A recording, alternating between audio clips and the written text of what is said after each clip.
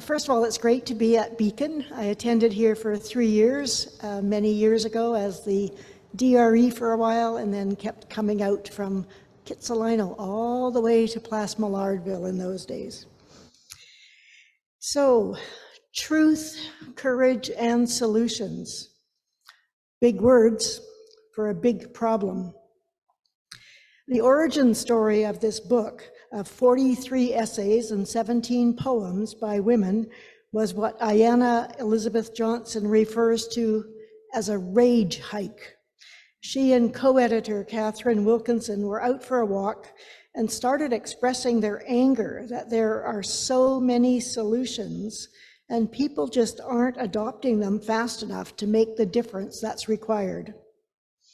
In a TED Talk titled How to Find Joy in Climate Action, Johnson echoes an earlier talk by Katharine Wilkinson called How to Find Your Climate Thing.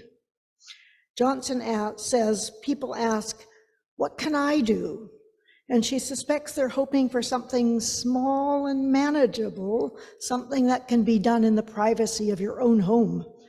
Like eat a little bit less red meat, buy a larger recycling bin, or reuse your wrapping paper. That ship has sailed, she declares. Yes, keep on doing those things. She does those things.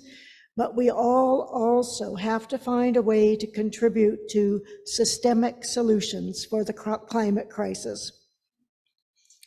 I'm very proud to have been a part of the Vancouver Unitarian Environment Team ever since it was first formed at a weekend retreat almost 30 years ago. At that time, someone actually spoke against the idea of starting an environment committee by saying, but every committee needs to be thinking about the environment. Good point, actually. The core group of that team is about a dozen people, and they take turns chairing and taking minutes at the monthly meetings.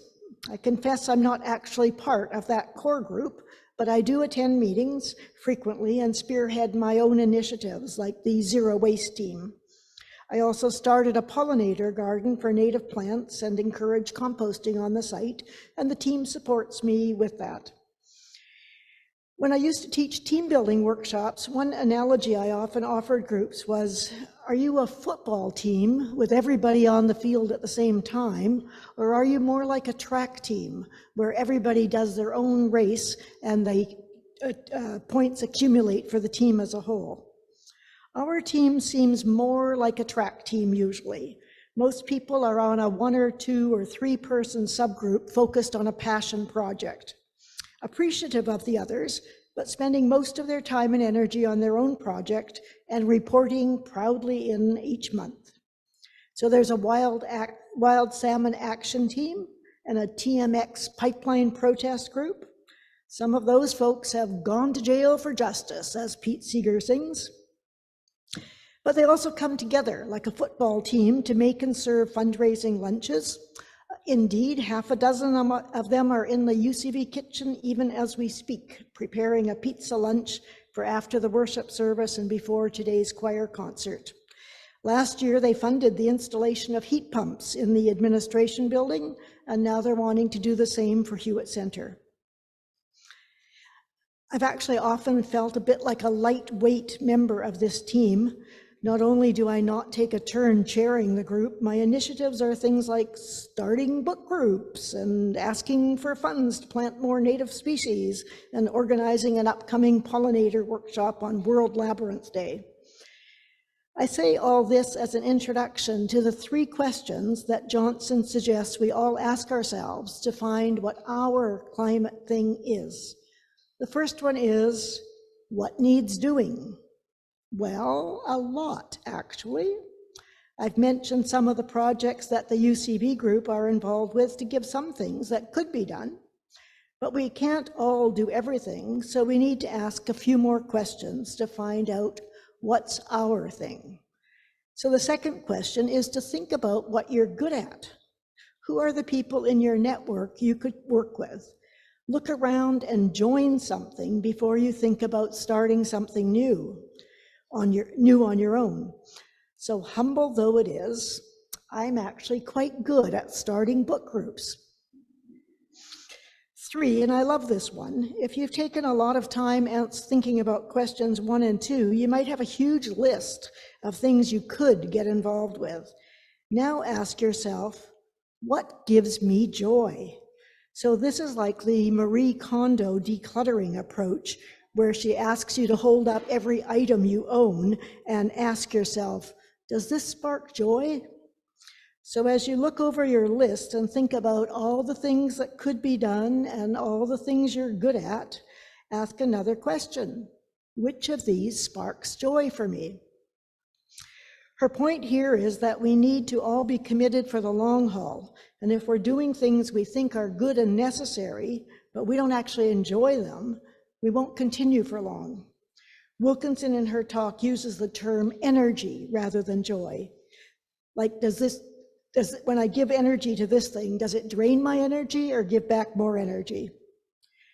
I deeply admire my friend Katharine, who was sentenced to jail for 2 weeks for protesting the pipeline, and also Mary Beam, now president of UCV, who got a 1-month house arrest for her protest.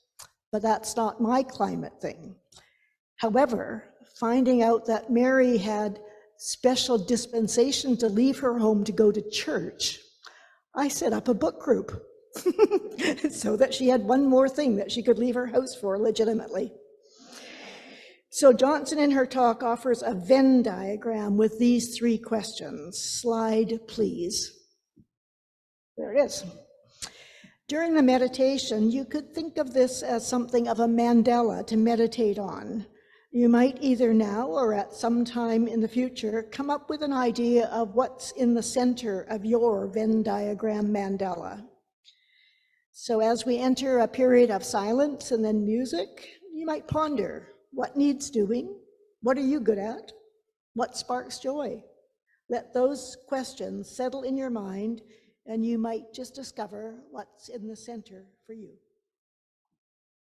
The more I get involved with the work of Johnson and Wilkinson, the more I feel inspired by them and also kind of connected with them. I might actually start calling them Ayana and Katharine, my 2 new best friends. In the Find Your Climate Thing talk, Wilkinson actually shares a quotation by Rainer Maria Rilke, which is also one of my favorite messages. Be patient toward all that is unsolved in your heart, and try to love the questions themselves, like locked rooms and like books that are now written in a very foreign tongue. Do not now seek the answers which cannot be given to you because you would not be able to live them. And the point is to live them, live everything. Live the questions now.